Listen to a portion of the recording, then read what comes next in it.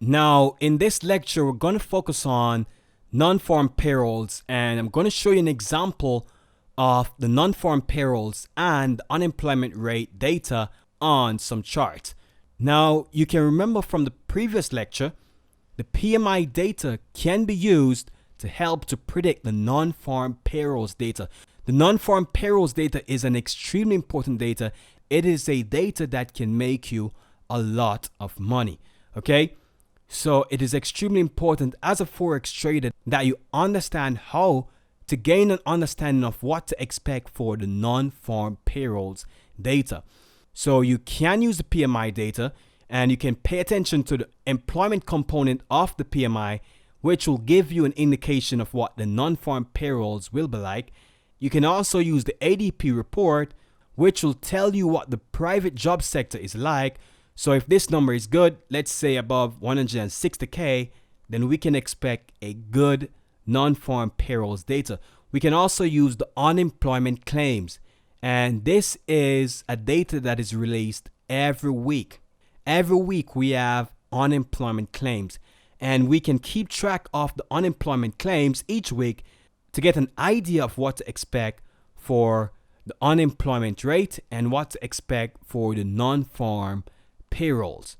And all these indicators, you can find out more about all these indicators on fxstreet.com and also on forexfactory.com. Also, you can do a Google search of these indicators and you can get more information on these economic indicators. Now, we also have the Challenger Job Cut Report. This will also give you an idea of what to expect for the unemployment rate. And we can also use personal spending. And this is because good personal spending data also indicates good employment, as more personal spending indicates higher employment, hence more consumers in the market spending. Okay, because if more people are employed, then there are more persons in the marketplace to spend on goods and services. So good personal spending will generally indicate good employment.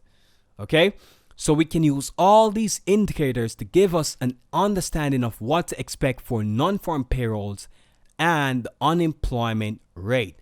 Now let's look at some examples of the effect of non-farm payrolls and unemployment rate on the market. Now here we can see we have a non-farm payrolls data that was worse than expected. Okay, we got 215,000 when analysts were projecting 223,000. And this is very bad because the previous was 231,000. So this is bad for the US dollar. And this chart here, this chart you're looking at here is the Euro USD. So if the data is bad for the US dollar, we can expect the Euro USD to rise in value. Okay?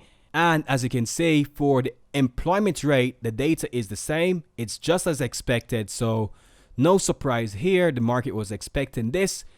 Now for the unemployment rate, the data is exactly as expected.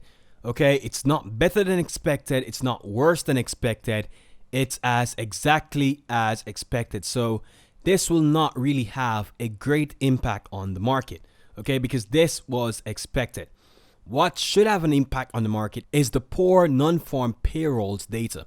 Now, again, this is the Euro USD, so bad US data should result in the Euro USD rising. Now, here is the exact time when the non-farm payrolls data was released.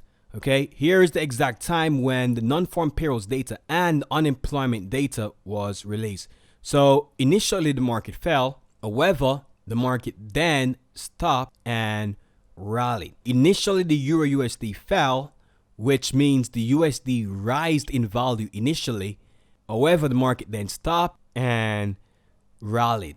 And the rally is expected because this data is bad for the US dollar. So the US dollar should decrease in value and the Euro USD currency pair should rally. Whenever the US dollar decreases in value, the Euro USD currency pair rises, and whenever the US dollar increases in value, the Euro USD currency pair falls. Okay, so this was as expected. The market fell and then eventually rally because of the poor non-farm payrolls data release coming out of the US. So the US dollar decreased in value.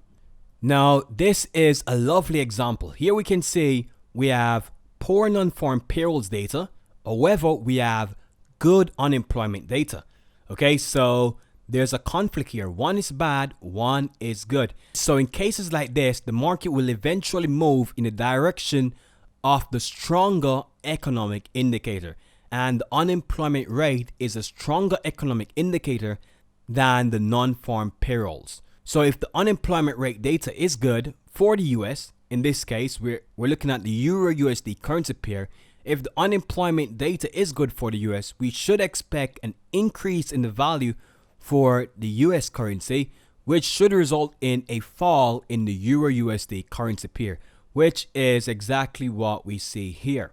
So we got the news here. The non-farm payrolls and unemployment rate was released here at this specific time.